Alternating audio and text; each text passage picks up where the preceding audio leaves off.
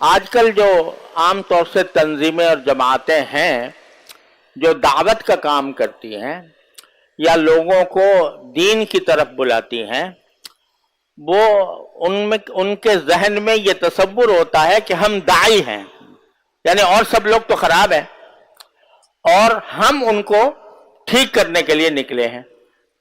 اس کام کے لیے جماعت قائم ہو رہی ہے، اس کام کے لیے تنظیم قائم ہو رہی ہے، لیکن اپنی فکر سے، اپنے عیوب سے بے خبر ہوتے ہیں۔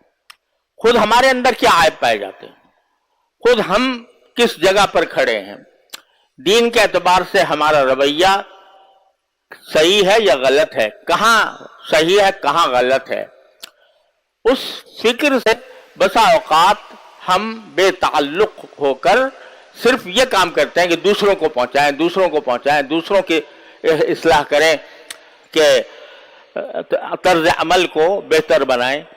اس پر ساری توجہ اس پر مرکوز ہوتی ہے، اور خود اپنا کیا حال ہے اور ہم کس درجہ دین پر صحیح معنی میں کاربند ہیں اور کہاں کہاں ہمارے اندر نقائص ہیں، یہ فکر اس دوسروں کی اصلاح کی فکر میں خود ختم ہو جاتی ہے۔ اس کا نتیجہ یہ ہوتا ہے کہ ہماری دعوت بھی اور ہمارا دین کو پھیلانے کا جذبہ بھی وہ اتنا کامیاب نہیں ہوتا جتنا ہونا چاہیے۔ رسول کریم سرور دو عالم صلی اللہ علیہ وسلم نے جب دعوت کا آغاز فرمایا تو یہ کام کیا کہ جتنا دوسرے لوگوں کو حکم دیا کہ تم ایسا کرو، اس سے زیادہ خود عمل فرمایا۔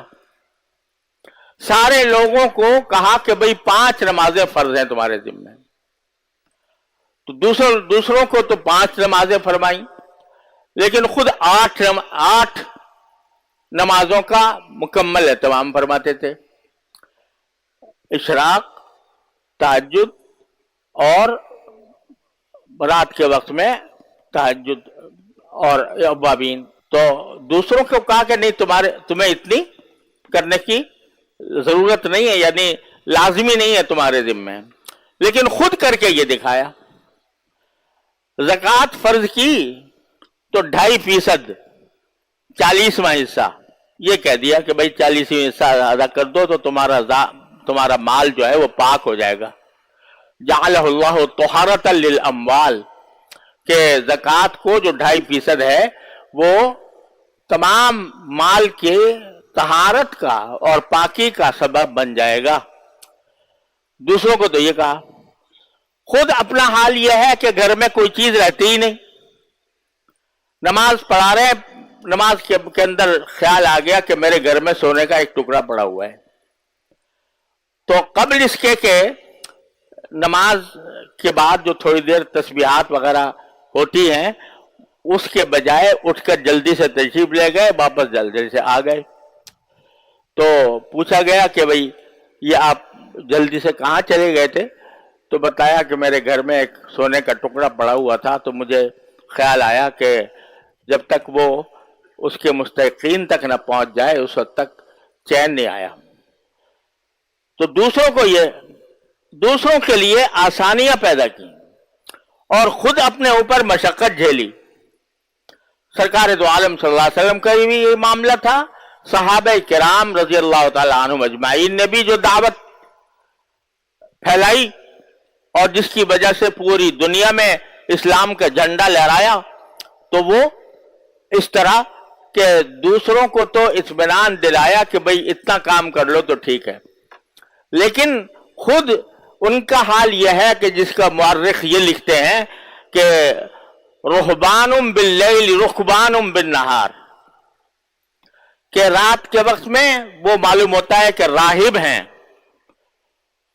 یعنی وہ دنیا سے قطع نظر کر کے اپنا سارا رابطہ اللہ تبارک و تعالیٰ کے ساتھ استوار فرماتے ہیں، نماز میں کھڑے ہیں، تہجد پڑھ رہے ہیں، قرآن کریم کی تلاوت ہو رہی ہے، اللہ تعالیٰ سے عرض و نیاز ہو رہا ہے۔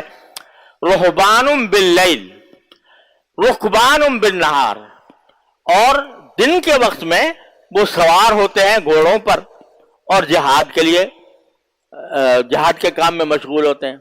رہبان باللیل رکبان بالنہار.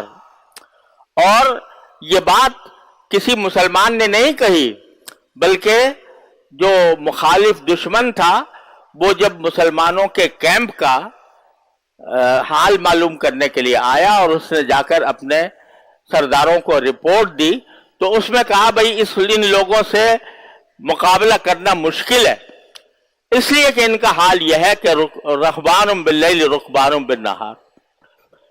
تو یہ صحابہ کرام کا بھی معمول اس پر رہا.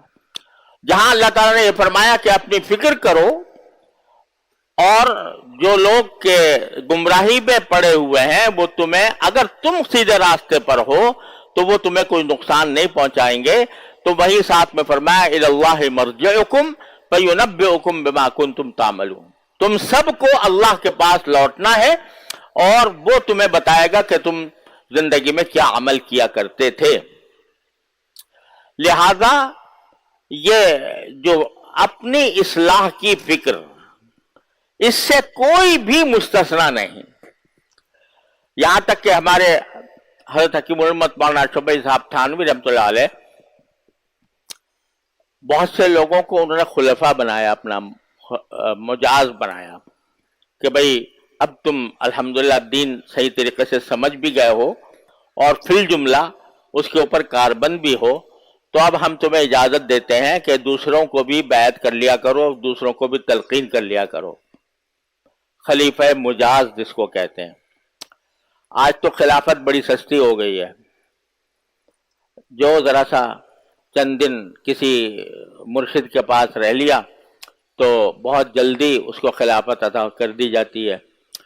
لیکن حضرت حکیم الامت قدس اللہ تعالیٰ سرہ کا جو طریق ہے اس میں خلافت تو کجا، بیعت جو ہے وہ بھی جلدی نہیں کرتے تھے. فرمایا کرتے تھے کہ اصل چیز اصلاحی تعلق ہے، بیعت نہ فرض ہے نہ واجب ہے نہ کوئی ایسی لازمی چیز ہے کہ اس کے بغیر انسان کی نجات نہ ہو. ایک برکت کی چیز بے شک ہے، لیکن اصل کام جو ہے وہ اصلاح کا ہے، اور اصلاح ظاہر کی بھی اور باطن کی بھی. تو اصل کام جو ہے وہ یہ کہ کسی شیخ سے تعلق قائم کر کے آدمی اپنے ظاہر و باطن کی اصلاح کرے. بیعت اسی لیے حضرت جلدی نہیں کرتے تھے بیعت کرنے میں. پہلے آنا جانا ہو، خط و کتابت ہو، ایک دوسرے کے ساتھ مناسبت پیدا ہو، اور پھر اعتقاد بھی ہو، جو باتیں بتائی جائیں ان کے اوپر عمل بھی کرے. یہ سب دیکھنے کے بعد جب دیکھتے تھے کہ اب یہ صحیح راستے پر پڑ گیا ہے تو اس وقت بیعت بھی کر لیتے تھے. تو بیعت میں بھی جلدی نہیں کرتے تھے، اور بیعت کرنے کے بعد خلافت دینے میں بھی جلدی نہیں، بلکہ اس کو ہر طرح سے جانچتے تھے اور جانچ کر پھر کسی کو اجازت دیا کرتے تھے کہ بھئی آگے تم اب میرے سلسلے میں دوسروں سے بیعت بھی کر سکتے ہو، ان کو تلقین بھی کر سکتے ہو.